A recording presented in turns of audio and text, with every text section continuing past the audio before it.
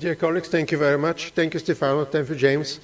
And thank you, KP Lin and Magdalena Stoiva for setting up this Congress, setting up this workshop during the Clinical Engineering and Health Technology Assessment Congress. So we are here with Professor Padovani.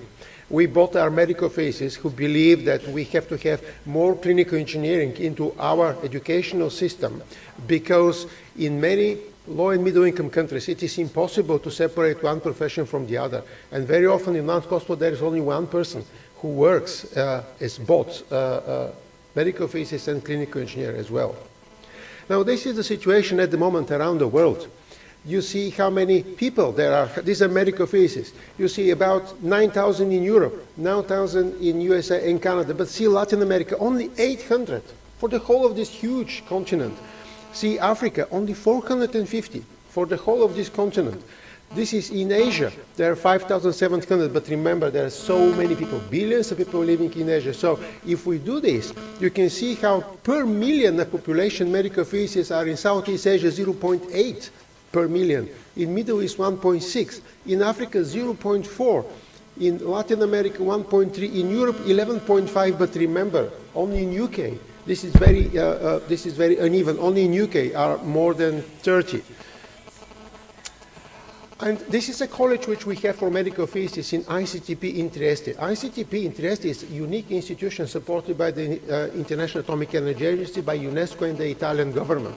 And this is the college of students from different countries who come there to become medical physicists because there is no other education. And now Professor Padovani has started a new master course specifically for low and middle income countries, and you should see it. See for the so many years until 2002 how many countries we have trained there, starting from Albania, Algeria, and Armenia, going to Vietnam, Yemen, Zambia, and Zimbabwe.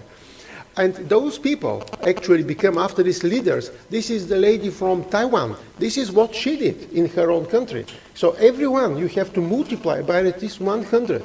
So they help this in their own countries. And what they say, all of them, is that low and middle income countries, the duties of medical engineer and clinical, medical physics and clinical engineer are sometimes exactly the same. And in this book, Defining Medical Imaging Requirements for Rural and Health Center, we put exactly that. And there was another problem. This was specific terminology. Yesterday we discussed about this terminology for clinical engineering, and I shall show you what we did for medical physics exactly in this field.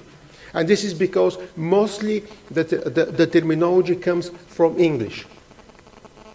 So we prepared the first e-learning materials. This was made in '98, and for this we received the first prize for education of the European Union, the Leonardo da Vinci Award.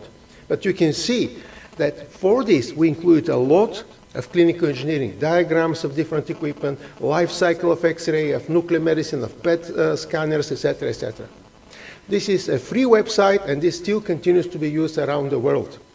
In 2002, we put all this in the first educational website, and the colleagues from Trieste, from the whole of the world coming there, were actually the first people to use e-learning in our profession, built in 1999. All these lectures, again, as I said, include engineering activities. And this is our image database, which is now used worldwide with about 5,000 images of different equipment, of their performance, image quality, etc. In 2003, I am director of the largest course in Europe in medical physics and in clinical engineering. So we put a special module, management of medical equipment, just for clinical engineers. But what happened, medical physicists were very much interested. So due to this interest, we made it standalone, and we opened it for external people. So these are two colleagues from Kuwait who came specifically only for this module. We made it as 1 week module. And this is the syllabus outline. You can see it on the online. I shall not go in detail, but this is a typical clinical engineering syllabus. And what we did is we prepared a book about our work, and these are the students from ICTP. You see, this is the group from Asia in this case. We prepared, here is some of the groups, and this is another big group of the people who made the encyclopedia. Again, we are here gathered in ICTP. Presidents of 21 national society medical things around the world. Some of them are here, clinical engineers. Mario, Ratko, again included a lot of clinical engineering materials, and you can see the encyclopedia translates all the terms in different languages. And that was very important. This is on how many languages we now translated all our nomenclature, as you put it. It is translated now in 29 languages and in 11 alphabets. So the same can be done for clinical engineering. And this is, for example, here the word "ano" translated in Chinese, and here from Chinese to English. Actually, it works between any two languages, and how people around the world are using it per week. More than 1,000 people per week around the world are using that. We prepared a lot of books, and see, one of them is management equipment, which was very important, and we prepared a special journal for these educational purposes. This journal, Medical Physics International, I'm the editor. It has over 40,000 users between March and August 2019. These are the readers of the journal. And this is the book. The book is using the life cycle of 3 main types of equipment: batch of syringe drivers, ultrasound scanner, and X-ray equipment, plus the whole of the facility. So this was made exactly for these 2 types of groups, medical physicists and biomedical engineers. And it was specifically useful for low and middle income countries.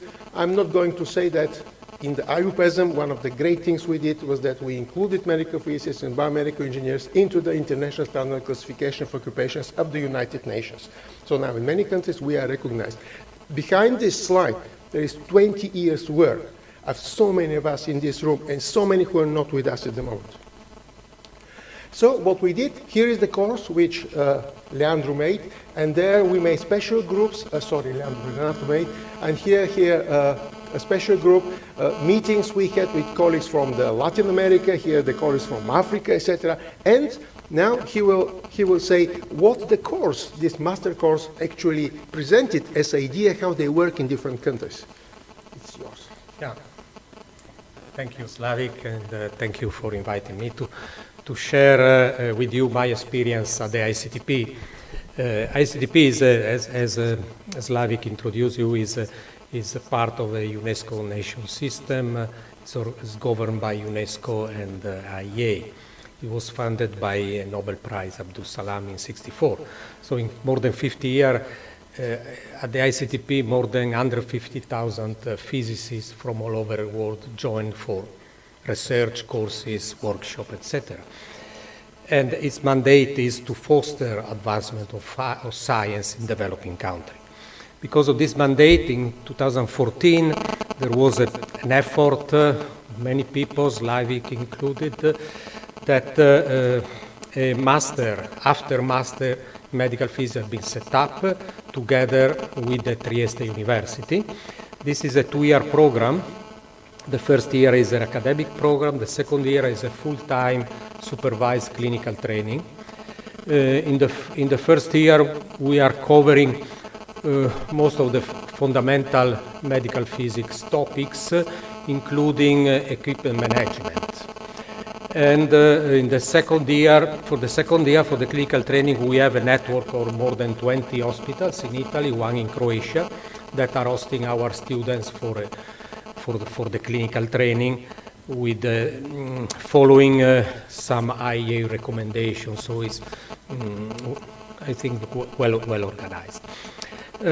Up to now, so this program has been certified by IMP, accredited by IMP, and also the graduates can undertake certification exams organized at the ICTP by the International Medical Physics Certification Board. So they have also this opportunity. Regarding the number of students and countries and regions, up to now we have, with the students that we will enroll next January, we are reaching almost 130 students. You can see almost half of them are coming from Africa, other mainly from Asia and Latin America and Caribbean countries. And you can see we are enrolling students coming from the priorities for students coming from developing country, and in particular countries that don't have yet a medical physics program. And because this is a is a master after master, we are thinking that these graduates can become leaders in their country to develop medical physics. With reference to the topic of this conference, we try to understand with a small survey what our graduates, we have now 66 graduates in 33 countries, or more than 33, because only 41 answer to this question, to understand what they are doing in equipment management. So this is an overview what they are doing. So you can see that most of them are involved in radiation therapy, because this is the first need in developing country. But some of them are using some time in other fields: nuclear medicine, radiology, radiation protection, which is an important topic, an important request for the hospital, and equipment management and equipment specification. And we wanted to understand what are doing in this field.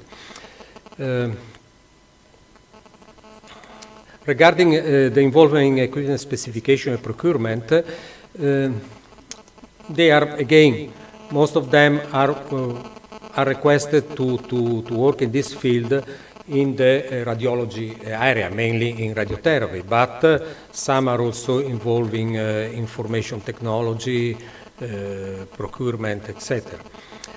And according to who is involved in the hospital in this field, you can see that 70%, in the 70% of the country, of the hospital in this case, medical physicist is working together the biomedical engineer or clinical engineer to identify, to write specification and to conduct the procurement of the equipment.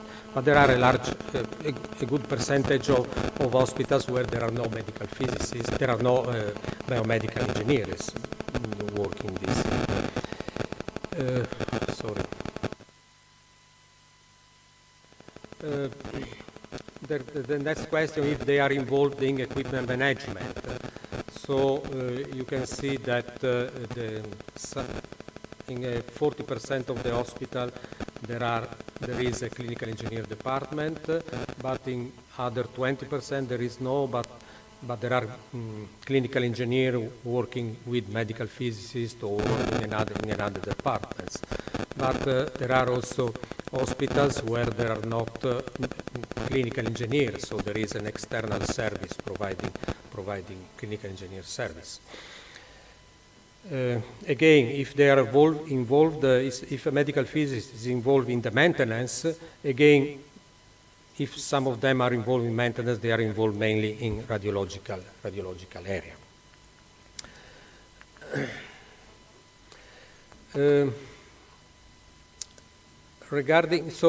The question is the hospital asking to medical physicists to do equipment management?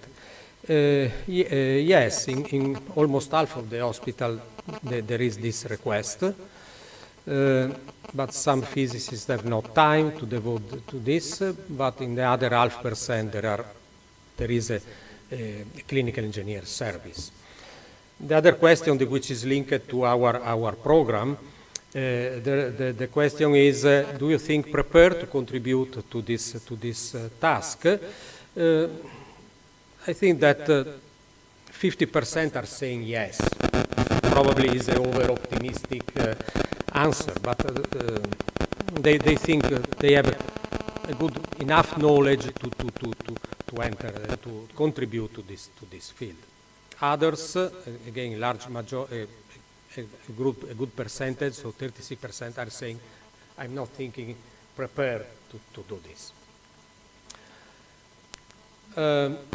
Regarding, with reference to our program, what they are asking, what they are recommending to improve the program in order to give more knowledge competencies in this field.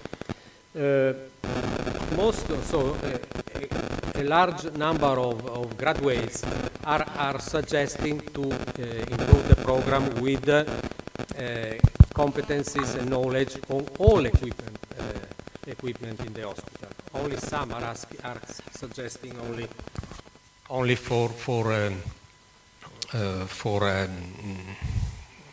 they do not have enough knowledge in order to give suggestions. So in conclusion, in low and medium income countries, medical physics is frequently asked to contribute to equipment management, at least in the radiology area. So in this information, we have to take into account the result of this survey in order to improve our program, giving more knowledge, more competence in this field. Thank you.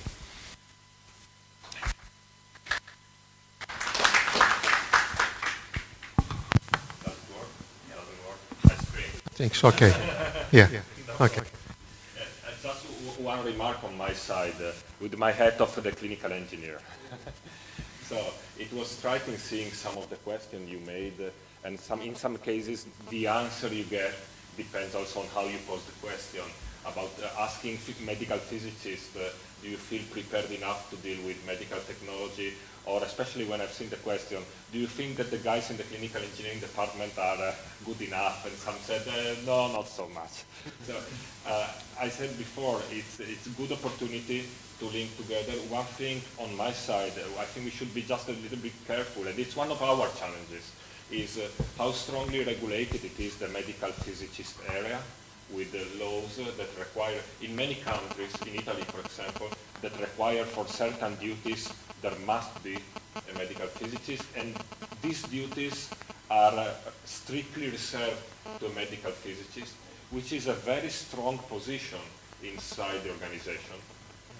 On the other side, as clinical engineers, we do not have the same kind of strict regulation, so we struggle to find our way through competencies, and that's it, and not strong regulation. So of course, on one side we see very positively collaborating, because I personally, I don't have a clue about radiation therapy details or these kind of things, but the risk that we see sometimes is that since medical physicists are already in the hospital and must be there, there's a tendency to come over our side. Which is fine in terms of collaboration, but it can pose a danger to our kind of profession. So this is... Yes, just some remarks. Okay. So this represents what happens in developing countries. Developing countries, medical physicists are not recognized as a profession. So in most of these hospitals, medical physicist is the profession that is working in radiation therapy, and is asked to also serve in other departments to give some support. Probably the same happens for the clinical engineer, so it's not a recognized profession. So this is a completely different situation from the situation we have in Europe or in Italy or. This is an important remark, and then we can move on. Important remark, and this is a key element, I think, in this kind of conferences where we have so many people coming from so many countries, which is the added value, that we can explore ideas and solutions context-based, something that is a must-have in some places where, as you say, there's only one technical people, maybe a physicist, a clinical engineer, whatever. It's important to raise the competencies to be able to do everything. Same solution may not apply in a different context. So appreciate. Sometimes you have only one medical physicist in a country, so it also serves the Ministry of Health. It's clear. Okay. Do we make other? Yes, please. Yeah, I just wanted to make one comment that goes to the leaders in medical physics and to leaders in clinical engineers as well. And that's why I will be very cautious with talking about the recognition of the profession. I think the right word is classification. If the profession is not classified in Uganda or Croatia or Italy or something like that. Because then you go to the politicians and you say, we are not recognized, we would like to be recognized. And they will say, who are you? But if you say we are a recognized profession in so many countries, but we would not like also to get classified because that's another ministry. The Ministry for Labor, Work and I don't know. yeah. Like the ILO like in that. international. That's right. So that's when you go to the Ministry of Health, if you go with the first sentence, we are not recognized, then it's the wrong move. And I would like to suggest to the leadership that you change that on the slides and in all the documents that you send out and so on. So, thank you. Correct. Stefano, I understand your point very, very well, but this is a dynamic process. Historically, we are in the beginning. I am a physicist, nuclear physicist to start with, and then low temperature physicist. And then I got involved with MRI. And for many years, I was the only person in MRI as a medical physicist. But what I was asked to do is a lot more than physics, because I was doing a lot of things to do with engineering. And then I created one of the first two biomedical engineering programs in Portugal, but I'm a physicist. Now, there were no other biomedical engineering programs. Who creates a biomedical engineering program? Biomedical engineers. We don't have them. So we have to do it.